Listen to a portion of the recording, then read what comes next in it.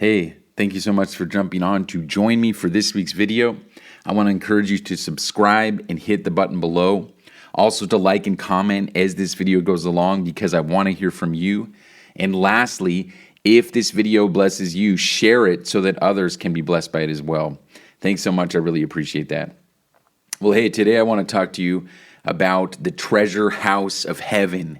The treasure house of heaven, filled with all the riches and the blessings of God, filled with every manifestation of miracle, filled with all the fruits of the Spirit, and even the deep depths of revelation and wisdom and knowledge that pertain to God.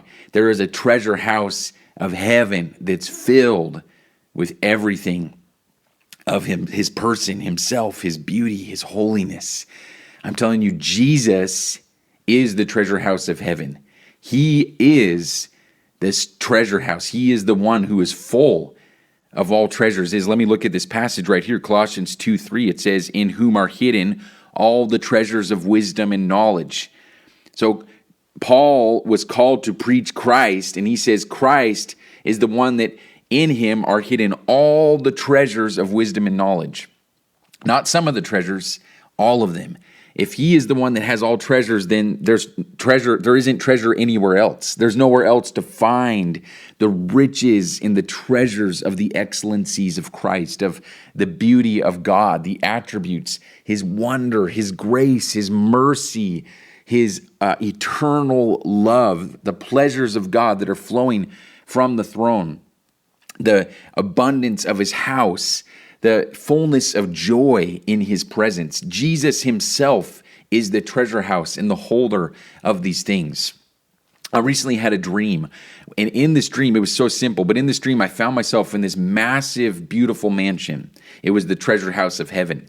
And I was running through this house with an army of children. All these kiddos were running through the house together, and we were running, and we were making it a game, and we were touching the treasures. It was full of treasures, and we were running around. We're touching the treasures. We're grabbing the treasures. We're poking them. Look at that! Look at that! Look at that! We're all childlike and playful and excited, and all the while, there were three individuals, very staunch and sober, and they're standing there onlooking with this face of disapproval as they were watching us, rowdily running through the home. And right away, it spoke to me. Look, Jesus is the treasure house of heaven.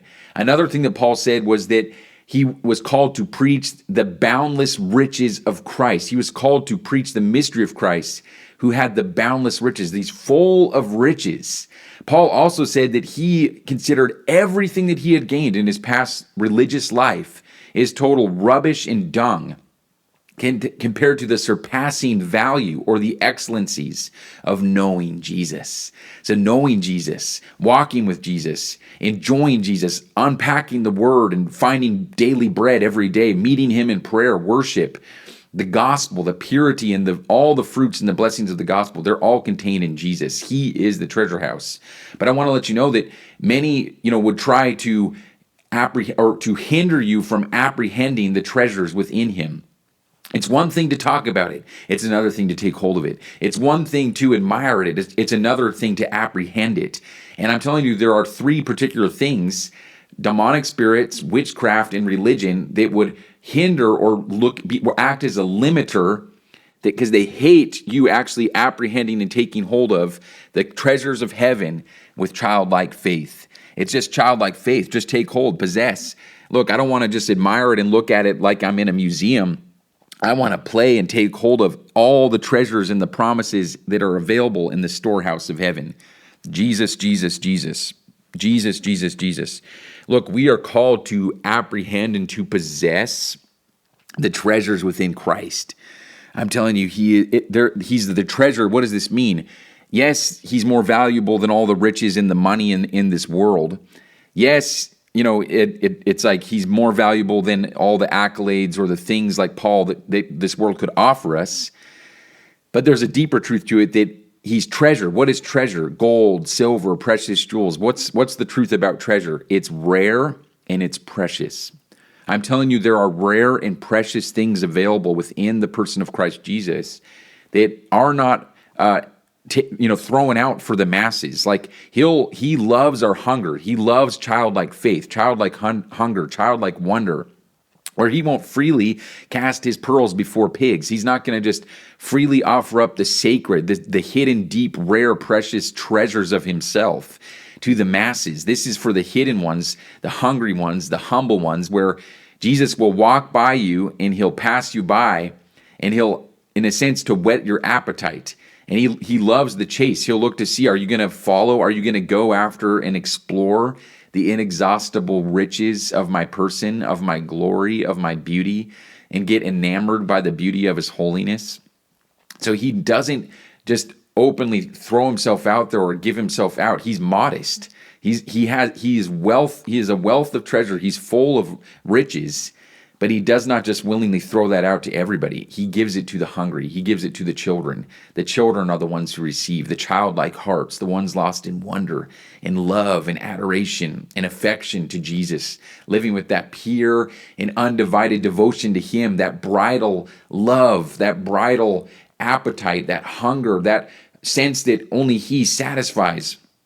In a couple quotes, I think it was Martin Luther, the great reformer. He said, the true bride of Christ does not say it is what you have that we want, but it is you that we want. See, we want Jesus because, as C.S. Lewis said, if we have Christ, we have everything. We want him because within him is contained all manner of treasure that surpasses anything this world or this universe could offer us. He alone satisfies. Only he satisfies. Jesus is the treasure house of heaven. Look, Moses, read this in Hebrews 11:26.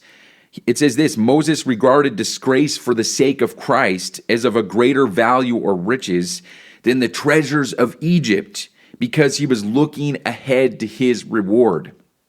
Moses literally considered suffering with Christ a greater treasure than all the pleasures of Egypt, all the riches and the glory and all the fame and the honor that he had in Egypt. He considered even suffering with Christ to be a greater treasure than anything this world could offer, any pleasure this world could offer. Because here's the thing, Jesus is actually better. He satisfies and releases a pleasure and a joy and a delight and a beauty that's far more fascinating, far more wonderful than anything this world could offer. Within him, again, I have to make this clear, within him are hidden treasures, rare and precious things of wisdom and knowledge, excellencies and surpassing greatnesses. And you and I are called to explore this inexhaustible treasure within him. Give all of our life. This is the greatest adventure, not just of this lifetime, but for all eternity. I'm telling you, for all of eternity, we will be endlessly exploring the treasure house of heaven. We will endlessly be exploring the excellencies of Christ, and forever in wonder and in awe. Boredom, it just should not be. If you're bored, then you must have not gotten a pure glimpse of Jesus. Boredom can't exist in the Christian walk. It just should not. It must not. It's a great shame, tragedy for Christians to be bored. He's the most fascinating thing. For all of eternity, we will be worshiping and singing his praise and discovering more facets of him. And I'm telling you, every encounter we have with him, every experience we have with him, where we taste and see that he's good, where we, in a sense, crack open a moment of encounter with the treasure house, a revelation about him. Guys, we'll be unpacking that for all of time, for all of eternity. I'm still unpacking revelation from encounters I had that are totally scriptural, rooted in the Word, but whether the Word unpacking or ecstatic experiences, I'm still unpacking them today that are 11, 12, 13, 14, 15 years old. And I'm telling you, I will unpack these encounters I've had with Jesus for all of time. I'll actually tell other believers, other saints in heaven for all of eternity about things that I know about Jesus, and they'll tell me about things they know about him. And we'll continually be reveling and fellowshipping in the excellencies of his beauty, the excellencies of all the treasures within him. So I want to encourage you, don't let witchcraft, demonic spirits, and the dumb religious thinking that would say, oh, you can look, but don't touch. Look, the moment you touch and actually start to possess the treasures of God, watch out. Those three things are going to be angry and staunchy, and they're going to come after you. It's one thing to just talk about them. It's another thing to possess them. I want to be a man that possesses the treasures of Jesus in my life, that manifests the treasures of Jesus in my life. And I want to encourage you to not let any of those things hinder you in your own life or people around you hinder you. You're called to take hold of as much of the treasures of Jesus as you can in this lifetime. And then for all eternity, you'll be unpacking it. So why not start in the eternal adventure today? Why not start now with what you'll be doing for all of eternity? For all of eternity, you'll be exploring the beauties of Jesus. Why not start today? Don't let religion stop you. Don't let demonic spirits hinder you. Don't let witchcraft curses or word curses hold you back. Possess the promises in Jesus. Run through that treasure house like children, taking, touching, looking, apprehending. Look, I think in regards to the treasure house of Jesus and the simple childlike faith, I think it could be looked at a lot more like a children's museum versus an adult art museum. I love art museums. I've visited them, but I also have gone to a lot of children's museums with my kids, and the contrast is so obvious. Adult art museums, you walk through, it's very quiet, no touching, just looking, and there's a sense of reverence or admiration for the things that you see in there. And there's an aspect of God in his character, of course, there's reverence, there's holiness, but in regards to apprehending the treasures by faith, I think it looks a lot more like a children's museum, where there's a playground, there's tactile, it's engaging, it involves involvement or participation, touching, tasting, handling. There's little gizmos and gadgets, buttons they get to press. They run around, and there's fake, what do you call it? Like bone archaeology stuff, where they're scraping up little rubber things and discovering bones underneath, and they're getting to touch things and run around and press touch screens, and lights are going off. That's what it's like with Jesus. It's not this staunch, just stare and look and admire and, oh, wow, it's so beautiful, but I'll never be able to touch that. No, step through the veneer, step through the veil, and run around like a kid in the playground of Jesus and take hold and apprehend and touch and taste and experience the beauty of his person. That's my exhortation for you today. Let's be those children in that dream. Let's be those people, the ones that touch, taste, hold, and take hold of all the treasures of Jesus in this life. So I hope that this encourages you. I hope that it inspires you. Get hungry, get childlike, possess the promises.